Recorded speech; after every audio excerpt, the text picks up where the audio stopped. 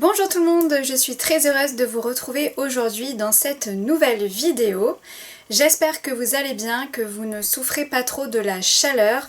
À l'heure où je vous filme cette vidéo, ça devrait se calmer, il devrait y avoir des orages et la température devrait baisser. Donc c'est tant mieux pour nous tous, hein, parce que je pense que la France entière souffre beaucoup de cette canicule qui s'est installée et qui dure un petit peu trop à notre goût. Ça faisait plus de 2 semaines que je n'étais pas revenue en vidéo puisque j'ai été pas mal occupée. Je suis également partie en vacances, du coup voilà, je n'avais pas de temps pour faire du contenu pour YouTube, mais me voici de retour avec cette vidéo tag, tag littéraire de A à Z ou comme vous voulez, questionnaire livresque, tag livresque, voilà, c'est un tag qui circulait beaucoup il y a une dizaine d'années sur YouTube, enfin sur le Booktube. Sur Booktube et du coup c'est un tag que j'avais envie de reprendre, donc j'espère que ça vous plaira. Donc en fait il y a des catégories qui équivalent en fait à des lettres de l'alphabet, donc pour chaque lettre de l'alphabet de A à Z il va y avoir une question à laquelle je vais répondre et vous allez voir, c'est fun, donc j'espère que ça vous plaira et je commence tout de suite avec la première question. Donc avec la première lettre de l'alphabet, A pour auteur, auteur dont tu as lu le plus de livres. Donc moi presque sans hésitation je dirais Agatha Christie puisque je la lisais beaucoup quand j'étais ado. C'est une autrice dont je lisais vraiment beaucoup les livres, j'allais souvent en bibliothèque en emprunter et j'en ai acheté par la suite beaucoup d'occasions, donc je dirais que j'en ai lu une quarantaine en tout, donc voilà, c'est vraiment la seule où j'ai lu autant de livres. Et là je vous montre parmi un de mes préférés, c'est Le Crime de l'Orient Express. Voilà, celui-ci c'est un de mes préférés et juste là derrière moi, alors ils sont un petit peu cachés mais ah voilà, ils sont ici et derrière, voilà, en fait tout ce qui est là-bas derrière c'est tous mes livres d'Agatha Christie où j'en ai beaucoup d'occasions. Ensuite, B pour Best, la meilleure suite de série. Et là j'ai pensé à une saga très récente, Le Secret des Agapantes de Clarisse Sabar.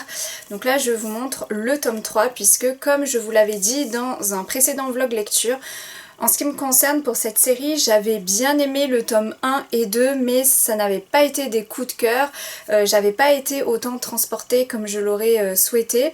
Par contre avec ce tome 3 j'avais vraiment adoré, ça a été un gros coup de cœur et donc pour moi bah, du coup la série n'a fait que augmenter on va dire, alors je dirais pas en qualité mais en tout cas c'est subjectif comme avis, hein. Mais moi j'ai beaucoup plus aimé le tome 3, j'étais beaucoup plus dedans, j'ai été beaucoup plus attachée au personnage. Et voilà, et pour plein de raisons, je trouve que ce tome 3 est vraiment excellent. Après la série n'est pas terminée puisqu'il manque un tome 4, donc à voir. Est-ce que le tome 4 sera plus dans la veine de ce tome 3 ou dans les deux premiers, on verra bien. Mais en tout cas pour moi je dirais ça en termes de série. Ensuite la lettre C pour Current, ta lecture en cours. Eh bien je suis en train de lire Le Souvenir de l'Amandier de Marine Alata. Donc il faisait partie, vous avez dû le voir dans ma dernière vidéo, ma wishlist prioritaire où il y avait que des livres que nous avons à la médiathèque et qui me tentent vraiment beaucoup. C'est des livres que j'aimerais lire en priorité pour pouvoir après les conseiller aux usagers qui fréquentent la médiathèque. Et celui-ci faisait partie de ceux qui me tentaient le plus, il était disponible au moment où je le voulais, donc je l'ai emprunté. Et donc c'est une saga familiale on va dire, mais en one shot, où donc on suit une jeune femme qui est sicilienne, mais qui n'est pas du tout typée sicilienne puisqu'elle est blonde aux yeux bleus. Elle n'a pas connu son père et du coup elle va vouloir essayer d'en savoir plus au sujet de, voilà, de ses origines on va dire. Et on va remonter dans le passé. Donc là, eh bien, j'ai lu 74 pages pour l'instant. J'ai du mal à avancer dedans parce que je manque de temps. Après, pour l'instant, je suis pas à fond dans ma lecture, donc j'espère que ça va me plaire. On verra bien, en tout cas, celui-ci, je vous en reparlerai dans une prochaine vidéo. Ensuite, la lettre D pour Drink, ta boisson qui accompagne tes lectures. Donc moi, ce sera de l'eau, tout simplement parce que je bois beaucoup d'eau. Je ne bois pas d'autres boissons, ni thé, ni café, voilà, juste de l'eau. E pour e-book, e-book ou roman papier. Alors là, sans hésiter, ce sera roman papier. Je n'ai jamais lu en e-book, je n'ai jamais voulu essayer parce que je trouve qu'on est déjà assez souvent sur les écrans. En tout cas moi à mon travail, je suis bibliothécaire mais je suis très souvent derrière un ordinateur et du coup quand je rentre, j'ai pas forcément envie de me remettre à l'ordinateur ou en tout cas pas pour lire. J'aime trop sentir en fait le livre papier, de tourner moi-même les pages, de l'avoir et puis voilà d'avoir mes livres comme ça dans ma bibliothèque. Moi j'ai vraiment besoin de ça et la lecture en numérique ne m'a absolument jamais attirée. Pourtant c'est quelque chose qui s'est quand même bien démocratisé depuis plusieurs années. Il y a énormément de gens qui lisent en numérique, qui ont des liseuses, qui lisent sur tablette ou autre, mais moi non, vraiment je n'y arrive pas. J'aime trop le livre papier. F pour fictif, un personnage fictif avec lequel tu serais sorti au lycée. Et bien là je vous affiche ici l'image, il s'agit de Jacob dans la célébrissime saga Twilight.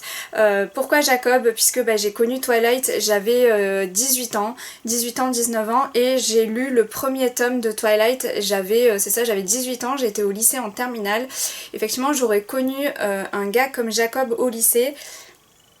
Il y a des fortes chances que je craque sur lui. Voilà, Jacob c'était un petit peu mon crush de fiction à l'époque. Voilà. Donc c'est avec Jacob que je serais sûrement sortie s'il avait voulu de moi. G pour Glad, un roman dont tu es contente d'avoir donné une chance. Et donc j'ai pensé à ces deux livres-ci. The Book of Ivy et The Revolution of Ivy, qui est donc une duologie de dystopie.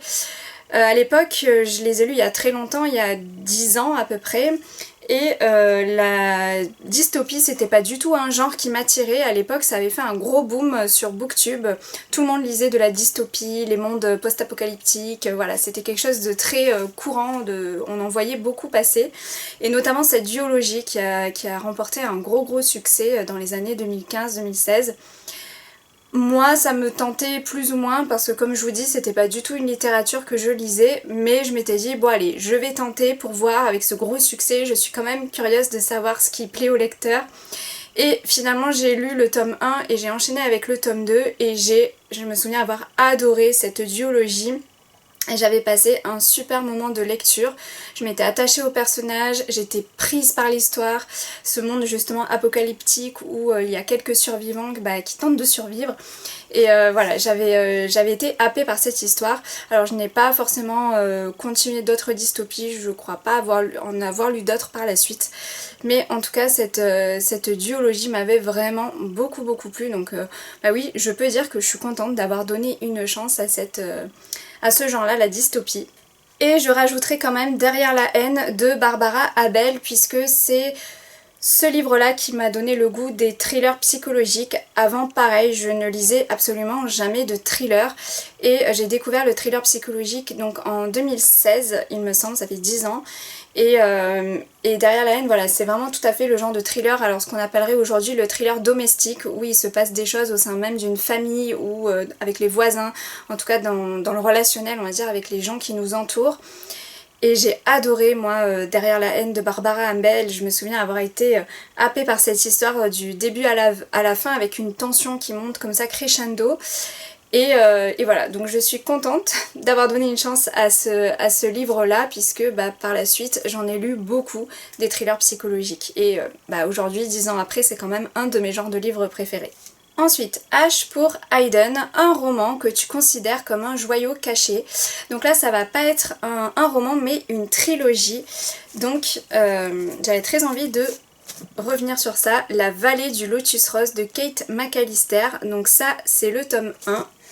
J'ai ensuite le tome 2, La cité du lotus rose, et le tome 3, L'héritière du lotus rose. Pour moi c'est un joyau caché puisque je ne l'ai pas vu passer à l'époque. Alors à l'époque il n'y avait pas trop les réseaux sociaux encore, mais plutôt sur Booktube. Ça c'est pareil, ça date de presque 10 ans, ça a été édité en 2018 aux éditions donc, de l'Archipel.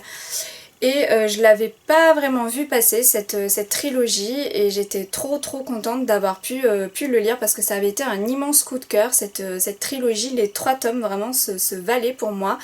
Et en fait où on suivait une jeune femme qui quittait l'Angleterre me semble-t-il. Voilà, c'est ça, qui était aristocrate et qui allait partir aux Indes. Et là-bas, elle va faire plein de rencontres, il va se passer plein de choses, c'était bourré de... Il y avait de l'action, il y avait de la romance, il y avait énormément de dépaysement grâce aux magnifiques descriptions de Kate McAllister. Où on était plongé en Inde quoi, et c'était tellement passionnant comme trilogie, j'avais vraiment beaucoup aimé. Les couvertures des 3 tomes sont vraiment splendides, voilà. Et c'est des gros pavés, hein, mais c'était vraiment passionnant. Je me souviens que je vous en avais beaucoup parlé à l'époque sur ma précédente chaîne YouTube. Pour celles qui seraient là toujours des années après, vous vous en souvenez peut-être que je vous avais parlé de cette trilogie. Et oui, pour moi c'est un joyau caché, donc franchement si vous avez l'occasion de tomber dessus en occasion ou en livre de poche ou que sais-je encore, eh bien n'hésitez pas à vous procurer cette trilogie si vous aussi vous aimez les grandes épopées comme ça, un peu historiques puisque ça se passe en 1918 avec des personnages attachants, une héroïne très forte et très courageuse. Ben, n'hésitez pas à découvrir cette trilogie. La lettre I pour important. Un moment important dans ta vie de lectrice. En réalité, il y en a eu 2. Le premier moment qui a été important dans ma vie de lectrice, ça a été tout simplement mon envie de devenir bibliothécaire.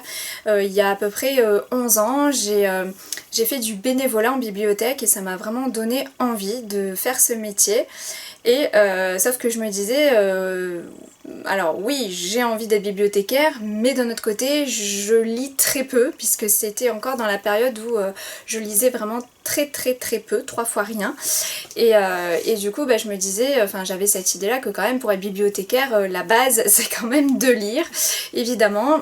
Et du coup c'est aussi en parallèle de ça que j'avais créé ma première chaîne YouTube en 2015 parce que bah, j'avais envie de...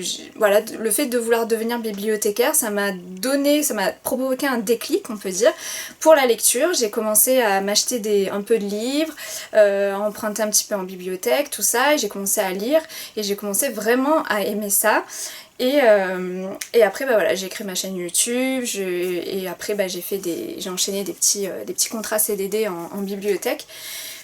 Mais voilà, ça a été quand même un gros déclencheur et à partir de là, bah, ça fait aujourd'hui 11 ans, depuis 2015, donc que je lis très régulièrement et que c'est une de mes passions principales. Ensuite, un autre moment important dans ma vie de lectrice, ça a été ma découverte de la saga des 7 sœurs de Lucinda Riley, qui est une grosse saga familiale, dont le premier tome date de 2015. Et là, voilà, pour moi, ça a été une révélation, parce que bah, je n'avais jamais lu de saga familiale de ma vie, et j'ai eu un énorme coup de foudre, mais vraiment un coup de foudre littéraire pour ce premier tome. Et du coup, voilà, pour moi c'est un gros moment dans ma vie de lectrice puisque c'est Les 7 sœurs qui m'a, de la même manière que Derrière la haine m'a donné le goût des thrillers psychologiques domestiques, Les 7 sœurs m'a vraiment donné le goût des sagas familiales, Secret de famille, etc. Donc pour moi ça a été une révélation. J pour Just, le roman que tu viens juste de finir, donc le livre que je lisais, enfin que j'ai lu juste avant Le souvenir de l'amandier. C'était le club des livres interdits de Kate Thompson, mais je ne vous en parle pas plus puisque je vous en reparle très prochainement dans une vidéo pour vous donner mon avis. K pour Kind, le genre de roman que tu ne liras jamais. Alors j'ai un petit peu de mal avec les toujours et les jamais parce que on ne peut pas savoir de quoi l'avenir sera fait et de dire que je ne lirai jamais un genre de livre, on ne sait pas puisque par exemple avant j'aurais répondu les romans d'horreur et aujourd'hui que je commence un petit peu à regarder des choses un peu horrifiques comme par exemple Stranger Things qui m'a un peu décoincée à ce niveau là, je serais pas contre aujourd'hui lire un petit roman d'horreur, alors pas non plus trop dans l'horreur, mais je pense que petit à petit je pourrais m'y mettre.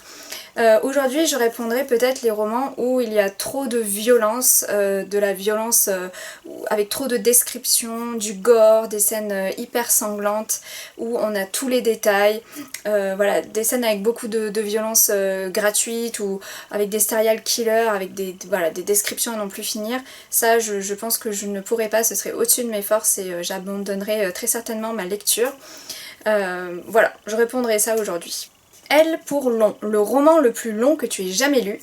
Eh bien, il s'agit d'Harry Potter et l'Ordre du Phénix de J.K. Rowling, puisque ce beau bébé fait 1030 pages environ, et c'est le plus long que j'ai lu. M pour Major, le roman qui t'a provoqué le plus gros book hangover, c'est-à-dire un trop-plein livresque où tu ne pouvais plus rien lire après ça. Eh bien, ça n'a pas été facile à trouver parce que c'est vrai que depuis 11 ans que je lis de manière assidue, j'ai pas trop de souvenirs d'avoir ressenti ça, mais je pense l'avoir ressenti, il me semble, avec évidemment mon livre préféré de tous les temps, Les 7 Sœurs, le tome 1, Maya, de Lucinda Riley. Donc là, ce que vous voyez, c'est la toute première édition. J'ai une édition vraiment collector et j'en suis très fière. Et je la garde bien précieusement, puisqu'aujourd'hui, vous ne trouvez plus cette édition chez Charleston. C'est la toute première qui date de 2015. Aujourd'hui, elle a une autre couverture. Et je me souviens que quand je l'ai fini, ça a été un tel raz-de-marée dans ma tête, dans ma vie, dans mon cœur, tout ce que vous voulez, un tel coup de foudre que quand je l'ai eu fini, je n'arrêtais pas d'y penser. Je me souviens plusieurs jours après, même des semaines après, j'y pensais, et je pense avoir lu des livres après ça, mais je vous avoue que je pense que j'étais pas dedans à fond. Ce livre m'a vraiment a changé ma vie de lectrice, hein, j'en parlais tout à l'heure. Donc, sans conteste, les 7 sœurs pour répondre à cette question. N pour nombre, le nombre de bibliothèques que tu possèdes. Eh bien, elles sont là derrière moi et j'en ai 3. O pour One, un roman que tu as lu plusieurs fois. Eh bien, j'ai lu énormément de fois, évidemment, Harry Potter, donc la série Harry Potter, mais notamment Harry Potter à l'école des sorciers, le premier de J.K. Rowling. Donc ça a été une grosse relecture de toute mon adolescence. En fait, quand j'étais ado, je lisais très peu, mais j'ai beaucoup lu Harry Potter. Et il y avait aussi donc la saga Twilight, donc là c'est Fascination de Stephanie Meyer. Pareil, j'enchaînais les Twilight. Quand j'avais fini le tome 4, je revenais au tome 1, j'alternais avec Harry Potter. Voilà, ça a été un peu les deux grosses sagas que je lisais sans cesse, que je relisais. Et il y a quelques années, j'avais relu un de mes coups de cœur pour voir si c'était toujours un coup de cœur. Et c'était donc Désolée, je suis attendue de Agnès Martin-Lugan, qui fait partie aussi de mes auteurs préférés. J'avais eu un coup de cœur à la lecture de ce livre et je l'avais relu quelques années après. Le coup de cœur n'était pas aussi fort qu'à ma première lecture, mais j'avais quand même encore beaucoup aimé. Voilà, ce sont, je dirais, en tout cas c'est les 3 livres auxquels j'ai pensé pour cette question. La lettre P, ton endroit préféré pour lire, et l'endroit que je préfère pour lire, c'est tout simplement le canapé de mon salon, puisque j'ai un grand canapé, je suis bien confortablement installée dessus, donc voilà. La lettre Q pour quote, la citation qui te fait ressentir le plus d'émotion d'un livre que tu as lu, une citation que tu aimes bien. Et bien là j'en ai trouvé 2 dans ce livre-là, ces questions que tout le monde se pose de Maud Ankawa, c'est plutôt je dirais un documentaire. Et il y avait donc un chapitre en particulier sur le lâcher prise, et moi c'est quelque chose que je travaille depuis des années parce que je suis assez adepte du contrôle, j'aime contrôler, ça me rassure, et du coup eh bien j'ai beaucoup lu sur le lâcher prise et notamment j'ai trouvé cette citation qui me parlait beaucoup. Lorsque quelque chose prend une tournure inattendue, interrogez-vous. Sur quoi puis-je réellement agir dans cette situation et sur quoi n'ai-je aucune influence? Il y a de nombreux éléments que vous avez pu anticiper, mais vous ne prévoirez jamais tous les scénarios possibles. Donc plutôt que vous crisper, au risque d'agacer votre entourage, acceptez ce qui se passe et lâchez prise. Vous ne pouvez pas changer la situation, mais vous pouvez changer la manière dont vous la vivez. Parfois, le plus grand pouvoir que nous avons, c'est celui de changer notre regard sur les choses. Donc ça c'est la première citation qui me parlait et après je vous en lis une deuxième qui est aussi dans le thème du lâcher prise. Lâcher l'impatience, ce n'est donc pas renoncer à nos projets, c'est arrêter de croire que notre bonheur dépend d'un futur hypothétique. De grands projets, quand j'aurai plus d'argent, quand je serai mariée, quand j'aurai des enfants, quand j'aurai monté ma société, ou de projets plus terre à terre, quand j'aurai fini de repasser, quand j'aurai fini de vider les valises, etc. Nous n'avons qu'une vie, apprenons à profiter de chaque instant. Elle se joue seconde après seconde, et chaque seconde mérite d'être vécue pleinement, car elle ne nous sera jamais rendue. Voilà, ça c'est le genre de citation moi qui me parle beaucoup et que j'essaie d'appliquer dès que j'ai des moments de stress ou que voilà, je ne me sens pas en sécurité. J'essaie voilà, d'appliquer ces préceptes de développement personnel et ça marche plus ou moins, ça dépend les moments. R pour regret, un regret de lecteur. Donc là j'ai eu du mal à trouver parce que j'ai pas vraiment de regret en tant que lectrice. Mais alors j'ai pensé à quelque chose, on va pas dire que c'est un regret, mais on va dire c'est plus des livres que j'ai lus et aujourd'hui je peux avoir ce genre de réflexion en me disant mais comment j'ai pu lire ça. C'est tout ce qui était la new romance, donc à l'époque c'était très tendance, aujourd'hui il y a la dark romance, donc c'est un level encore au-dessus. Il y a 10 ans je lisais tout ce qui était after, voilà, toutes ces romances un peu new romance assez hot, assez pimentées, avec des scènes de sexe explicites, etc. J'aimais beaucoup ce genre de romance, j'en ai lu pendant 6 mois et après je m'en suis lassée donc j'ai complètement arrêté. Mais c'est vrai qu'aujourd'hui avec le recul, voilà, après on grandit, on mûrit sur certains sujets et aujourd'hui c'est vrai que je ne pourrais plus lire ce genre de romance. J'aurais vraiment beaucoup de mal et du coup c'est vrai qu'aujourd'hui, 10 ans après, je me dis bon, voilà, si je les avais pas lus ça aurait été aussi bien. Mais après je peux pas non plus regretter puisque ça a fait partie de mon passé de lectrice, on peut pas non plus renier ce qu'on était, c'est comme ça, je les ai lus, mais voilà, aujourd'hui en tout cas je n'en lirai plus. S pour série, une série de livres que tu as commencé mais que tu n'as jamais terminé et dont tous les tomes sont sortis. Sans hésiter, j'ai pensé à La Passe-Miroir, donc là il s'agit du tome 4, La Tempête des Échos de Christelle Dabo. J'ai lu les 3 premiers tomes il y a des années et mon mari m'avait offert ce 4e tome. Sauf que entre temps je ne lisais plus de tout ce qui était fantastique, fantasy, etc. Et du coup ça fait je sais pas 5 ans, 6 ans qu'il est dans ma palle et je ne l'ai jamais lu. C'est dommage parce que c'est le dernier tome de cette série qui clôture la saga de La Passe-Miroir, que j'avais pourtant beaucoup aimé à l'époque. Donc des fois j'y repense et je me tâte à tout relire, à voir si je passe le pas. La lettre T, 3 de tes livres préférés de tous les temps. Donc évidemment si vous me connaissez, vous savez qu'en premier lieu il y a évidemment Les 7 sœurs, le tome 1 Maya de Lucinda Riley, même si j'ai adoré l'intégralité de cette saga qui m'a passionnée pendant des années. Il n'empêche que mon préféré reste le tome 1 et l'histoire de Maya que j'ai adoré. Il y aurait également Nymphéa Noire de Michel Bussy, puisque là c'est la découverte de mon auteur préféré, Michel Bussy, avec son Nymphéa Noire qui est avec un retournement de situation comme j'avais jamais vu. Voilà, j'ai adoré quoi, donc Nymphéa Noire. Et Kilomètre Zéro de Maud Ankawa. Alors je l'ai lu qu'une fois mais j'ai très envie de le relire puisque il était bourré de réflexion sur soi-même, de développement personnel et beaucoup de choses qui me parlaient à l'époque quand je l'avais lu et je pense qu'il pourrait encore me parler aujourd'hui.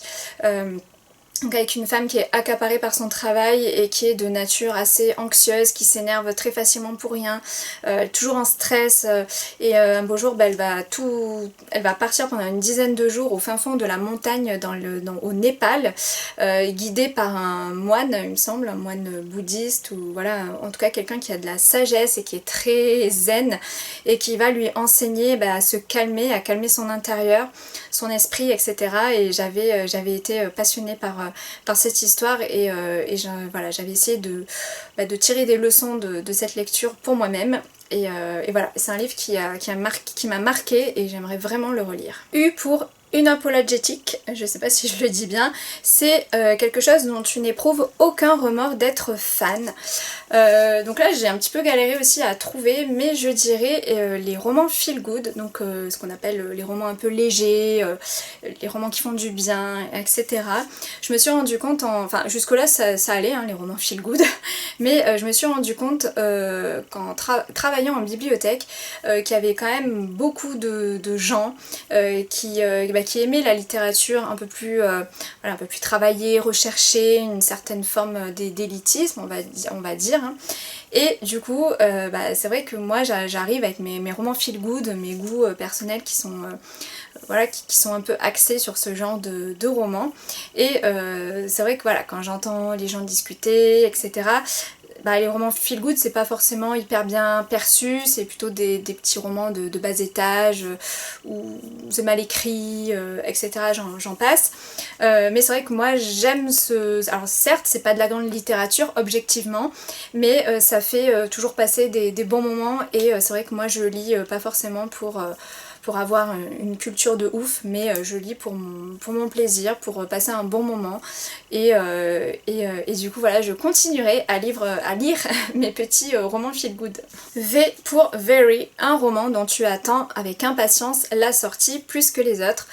Je dirais en général c'est toujours le prochain Michel Bussy, c'est mon auteur préféré donc forcément c'est une des sorties que j'attends avec le plus d'impatience. Bon là son dernier il l'a sorti au mois d'avril donc il va falloir attendre encore un bon moment, mais instinctivement voilà je dirais Michel.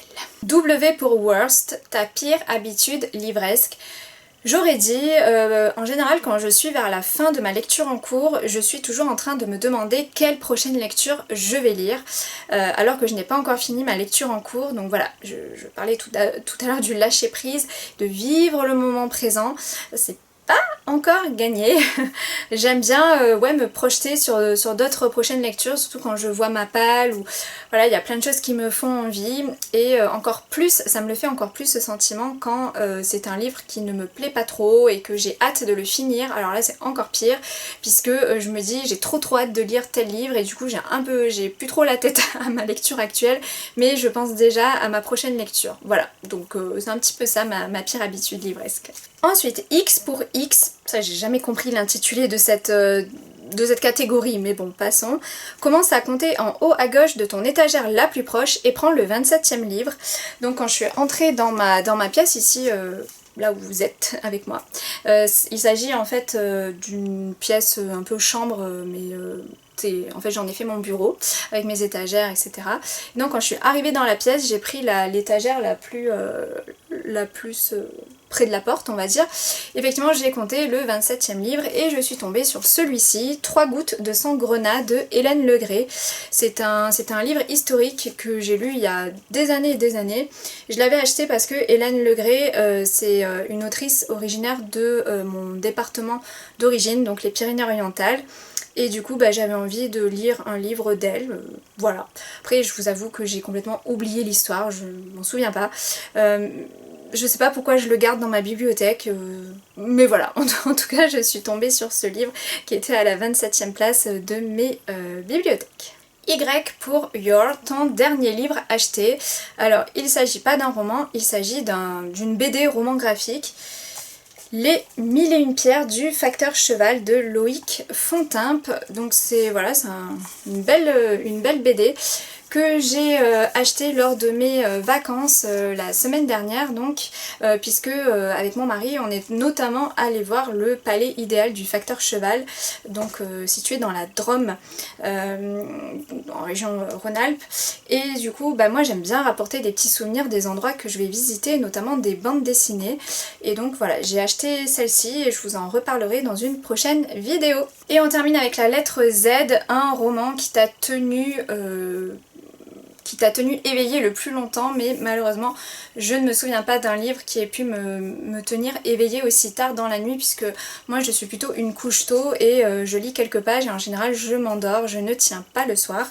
Du coup je pourrais pas malheureusement vous citer de livre qui a eu cet effet sur moi. Et voilà, cette vidéo tag livresque est à présent terminée, j'espère que ça vous aura plu. N'hésitez pas si c'est le cas à mettre un petit j'aime, ça fait toujours plaisir, et à me laisser des commentaires, je vous réponds toujours avec beaucoup de plaisir. Voilà, n'hésitez pas à réagir à l'une ou l'autre de mes réponses et puis pourquoi pas vous aussi peut-être reprenez ce tag ou si vous avez envie de partager quelques réponses avec moi, si on en a en commun. N'hésitez pas à me dire tout ça, je serai ravie de vous lire. N'hésitez pas à vous abonner non plus si le contenu vous plaît et quant à moi je vous retrouve très bientôt pour une prochaine vidéo avis livresque où je vous parlerai de mes dernières lectures. A très bientôt, bye bye.